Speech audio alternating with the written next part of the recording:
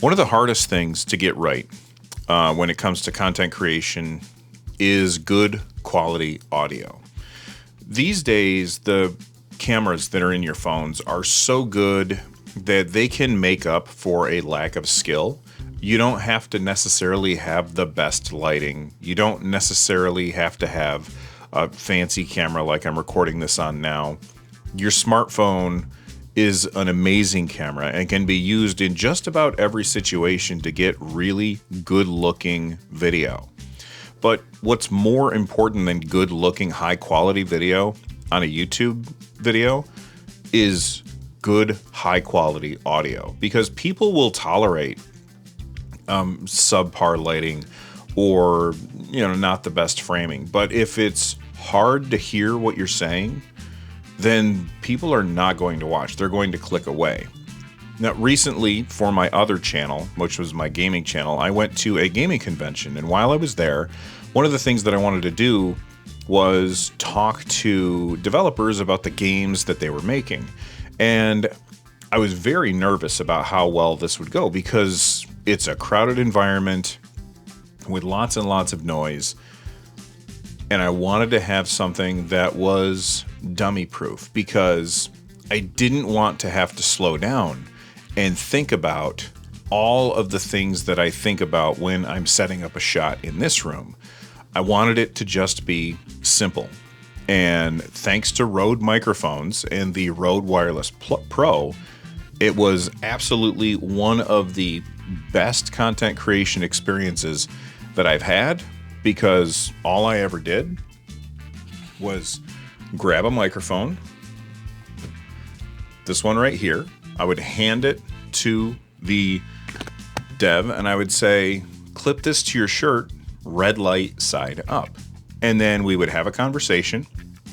All of it would be pumped into my camera on 2 different audio channels. And then I was able to take that information and normalize the audio between both channels, and it sounded really, really great. On top of that, there's also really fantastic voice isolation tools available to you, both in Final Cut Pro and DaVinci Resolve. I've never used Adobe's video editing software, but all of the video editing software that I have used has the ability to do voice isolation. So when you take into account that everybody's audio was coming in on their own channel, and that gave me the ability to level them so that everything sounds the same all the way across it, and then isolate their voices, it made making that video so much easier. In fact, I'm going to pause here for a second and show you a clip from a very, very noisy environment. And you could tell that it's noisy because me and the other person are shouting at each other in order to hear each other, because it's just so damn loud. So check that out. Sorry about that. That's okay. You got stuff to do, man. You're busy. Well, it's just me here, so I'm trying to make sure I talk to all press and everyone that comes through. And So you can either hold it in your hand or you can clip it to your shirt. Whatever makes sense. There's a magnet. You can just peel the magnet off, put the magnet on the inside of your shirt, and then make sure that the red light is up. Awesome. That way, if one of us talks too loud and the other one's too quiet, I can fix it. cool. So All we're right. good. We're good like this. We're good like this. It's already recording. So that's what it sounds like with voice isolation completely turned off. What I'm going to do now is head into DaVinci Resolve, and I'm going to show you how to turn it on, because it's incredibly easy. So here I am on the edit page. I'm going to come down here to the Fairlight page, which is where you do all of your more complex audio stuff for your videos. But I'm here to tell you, this is super easy. So what I've done is I took the track that has the voice isolation turned off and I moved it so that their audio is on audio channel 3 for me and audio channel 4 for the guy that I was interviewing. And the reason that I did that is because I don't want the voice isolation to actually affect that part, because I wanted you to hear what it sounds like.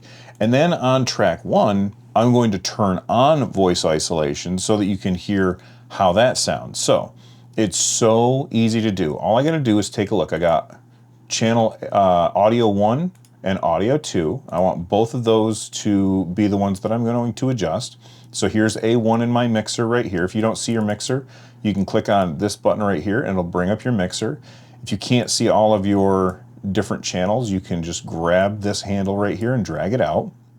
And A1 right now, you can see voice isolation is currently turned off because it's not red. And if I click it, it turns it on.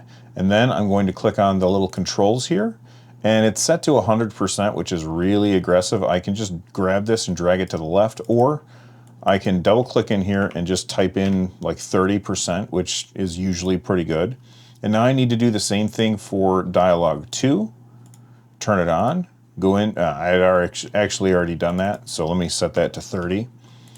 And now that I have those things set up, this chat right here where we have voice isolation on is going to sound so much different. So let's go ahead and give that a listen. Sorry about that. That's okay. You got stuff to do, man. You're busy. Well, it's just me here, so I'm trying to make sure I talk to all press and everyone that comes through. And So you can either hold it in your hand or you can clip it to your shirt. Whatever makes sense. There's a magnet. You can just peel the magnet off, put the magnet on the inside of your shirt, and then make sure that the red light is up. Awesome. That way, if one of us talks too loud and the other one's too quiet, I can fix it. cool. So All we're right. good. We're good like this. We're good like this. It's already recording. So full transparency, I did receive these for free from Rode, and I'm telling you this because I want to be transparent, but they didn't provide these to me so that I would make a video on this channel. They provided these to me to use at PAX because I reached out to them and I said, hey, I'm going to PAX. I want to have good audio. What can you do for me? And they sent me these. Now, before I went to PAX, I was really worried that these weren't going to work. And why was I worried about that? Well, these are wireless. Of course, I have the 32-bit float backups, so I knew that I was safe there, but I didn't want to have to use those. So what I was worried about is that the data wouldn't get transmitted wirelessly to the onboard receiver because of all of the interference. I mean, there's thousands of people at Penny Arcade Expo, and on top of that, there's a lot of devices that are all in the same place, and I thought that there might be interference. At no point ever did I run into any interference. So these absolutely did the job. This kit comes with a charging case. It also comes with a second case that has a bunch of accessories, including 2 lav mics, because this not only will just clip to your shirt if you want, but it also has a port for a lav mic that you can screw in. Make sure that it's got a locking screw on it so that it locks in so it doesn't come undone while you're doing this. You can put this in your pocket and have the microphone be way more hidden.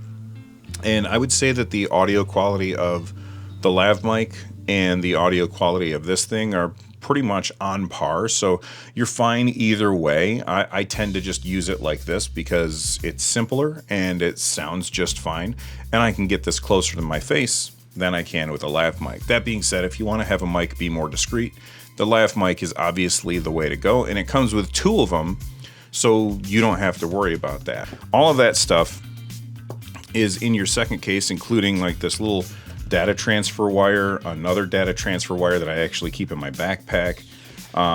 We have another dead cat.